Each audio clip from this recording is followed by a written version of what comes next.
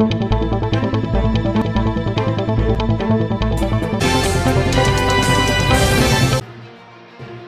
নির্ধারিত সময়ের অনেক আগে আমি আজকের এই সভায় এসে পৌঁছেছি। তার কারণ 12টা থেকে আমি হোয়াটসঅ্যাপে ছবি পেয়েছি এই সভাস্থল কানায় কানায় পূর্ণ। তাই মানুষকে বসিয়ে রেখে বা মানুষকে রোদে অপেক্ষা করানোর ধৃষ্টতা আমাদের কারণ নেই। আমার নির্দিষ্ট কিছু কাজকর্ম ছিল, সেগুলো ফেলে দিয়ে আমি 40 মিনিট আগে আপনাদের এখানে এসে উপস্থিত হয়েছি। এবং যেভাবে আপনারা আমাদেরকে আশীর্বাদ করেছেন, যেভাবে আজকের সভাকে সফল এবং সার্থক করেছেন, আমি আপনাদের কাছে কৃতজ্ঞ।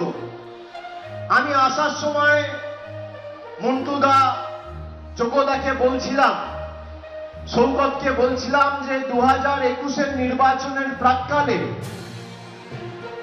এই মাঠেই আমি সভা করেছিলাম নির্বাচন ঘোষণা হওয়ার কয়েকদিন আগে।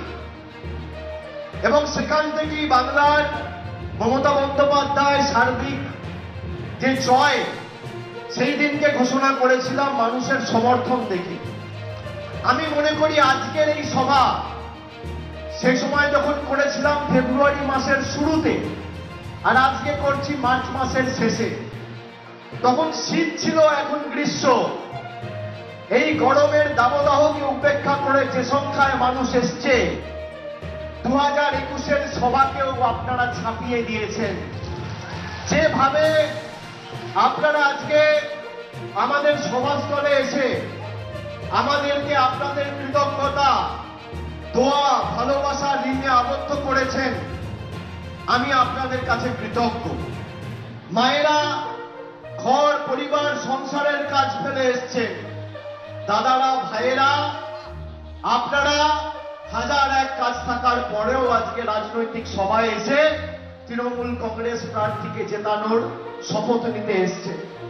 আমার সংখ্যালঘু ভাইয়েরা, দাদারা, ধর্মপ্রাণ সংখ্যালঘু ভাইয়েরা, যারা এই পবিত্র রমজান মাসে রোজা করেছেন, তারা রোজাদাররাও এসে আমাদের সভাস্থলে উপস্থিত হয়েছেন। আমি আপনাদের কাছে কৃতজ্ঞ।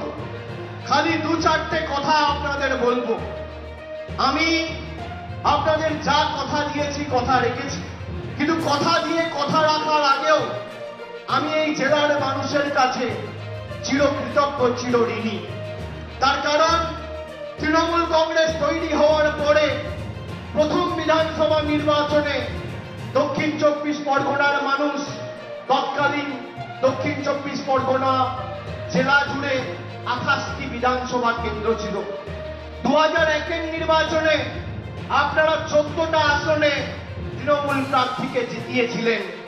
সেইখান থেকে দক্ষিণ 24 পরগনার মানুষের সাথে তৃণমূল কংগ্রেসের আত্মিক সম্পর্ক তৈরি হয়েছে। তৎকালীন কাকদ্বীপ থেকে শুরু করে ফলতা, মথুরাপুর, পূর্ব পশ্চিম বিষ্ণুপুর, বারুইপুর, ক্যানিং পশ্চিম, সর্বত্র আপনারা জোড়া ফুলের প্রার্থীকে বিজয়ী করেছিলেন। তারপরে 2008-এর পঞ্চায়েতে আপনারাই রাজ্য জুড়ে প্রথম পরিবর্তনের চাকাটা ঘুরিয়ে সারা রাজ্যের কাছে দৃষ্টান্ত স্থাপন করেছিলেন।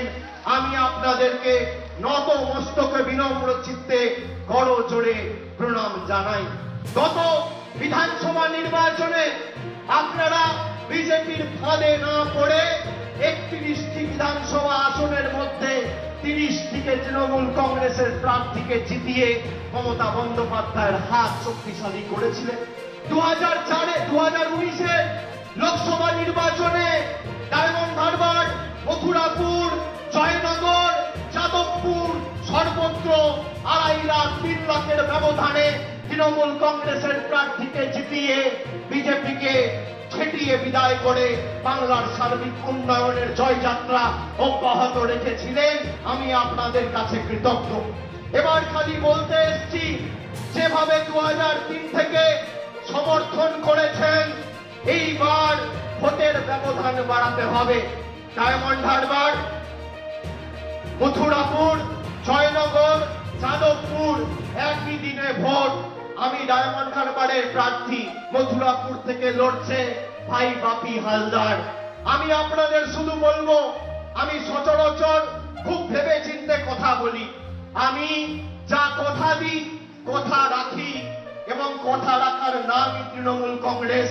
আমি আপনাদের আজকে বলে যাচ্ছি, ডায়মন্ড হারবারের লাগোয়া মথুরাপুর। আপনারা যেভাবে মথুরাপুরের 7টি বিধানসভায় 2019 সালে আমরা জিতেছিলাম প্রায় 2.5 লক্ষের ব্যবধানে, এবার 50,000 ভোট হলেও বাড়িয়ে ব্যবধান 3 লাখ করতে হবে। এবং আমি আপনাদের কথা দিচ্ছি, ব্যবধান আপনারা 3 লাখ করুন। বাংলা বিরোধীদের উৎখাত করতে মমতা ব্যানার্জির হাত শক্তিশালী করুন। ডায়মন্ড হারবার যেমন আমার নিজের লোকসভা কেন্দ্র, আজকে এই সভা থেকে মথুরাপুরের সার্বিক দায় উন্নয়নের দায়িত্ব আমি আমার কাঁধে তুলে নিয়ে যাচ্ছি। এই কথাটা আপনাদের বলে দিয়ে গেলাম।